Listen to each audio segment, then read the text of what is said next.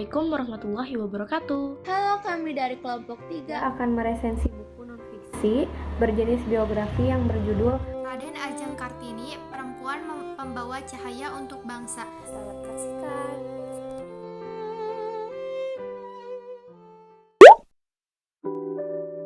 Identitas buku.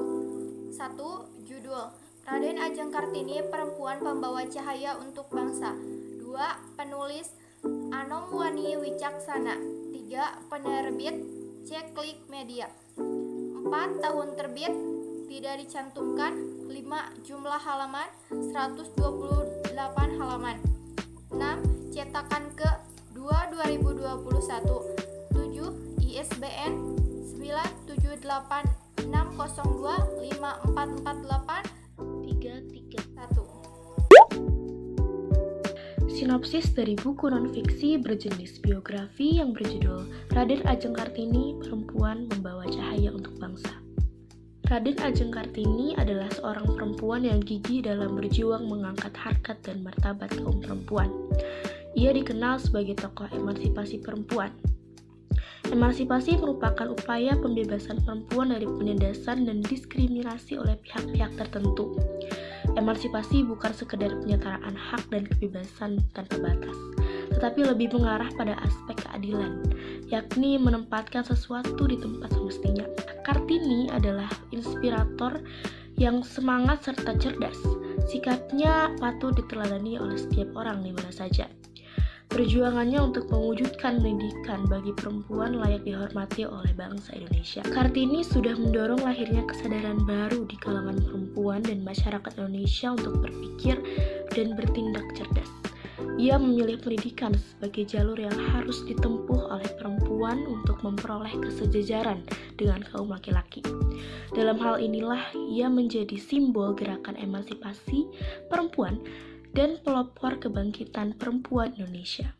Semangat yang ditujukan oleh Kartini adalah bagian dari semangat kemajuan yang harus diikuti oleh orang-orang yang ingin melakukan perubahan demi masa depan yang lebih baik.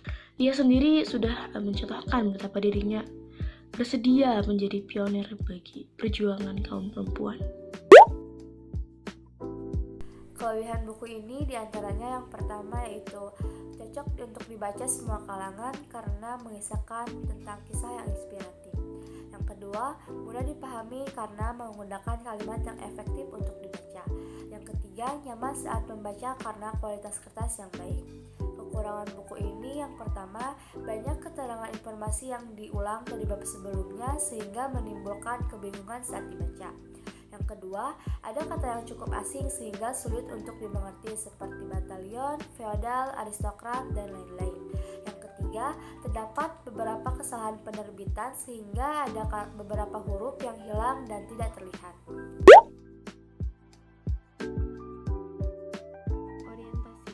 Orientasi berisi gambaran awal tentang tokoh dan informasi latar belakang, kisah atau peristiwa yang dialami pelaku. Dalam buku ini, bagian orientasi terdapat pada bab pertama.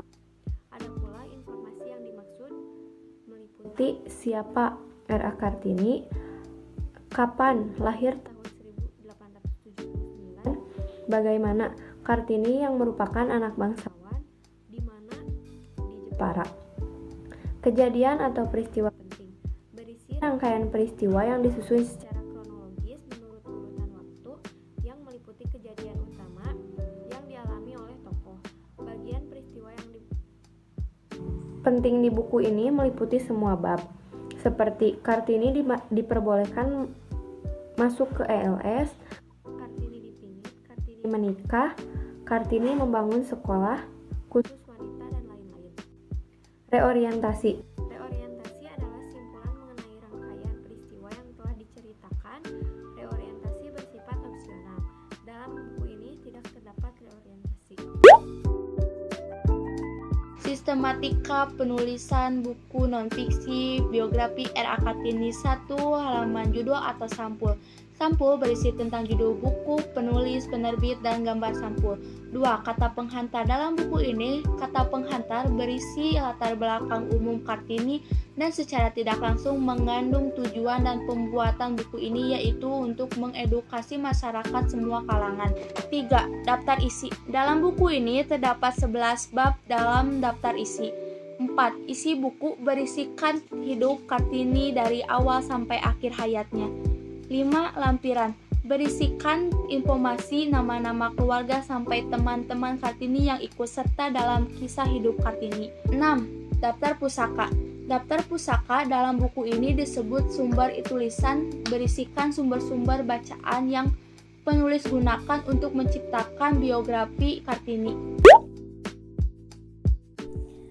Kesimpulan, buku ini sangat cocok untuk dibaca oleh semua kalangan karena memuat kisah inspiratif dari salah satu pahlawan Indonesia, yaitu Raden Adjeng Kartini. Dengan rangkaian kalimat yang dibungkus sedemikian rupa, buku ini dapat membawa kita ikut merasakan perjuangan Kartini dalam memajukan pendidikan bumi putra, khususnya wanita. Hal tersebut menjadikan kita bisa lebih menghargai jasa para pahlawan Indonesia. Buku ini mengajarkan dan mengingatkan kita untuk selalu semangat dalam memajukan pendidikan bangsa.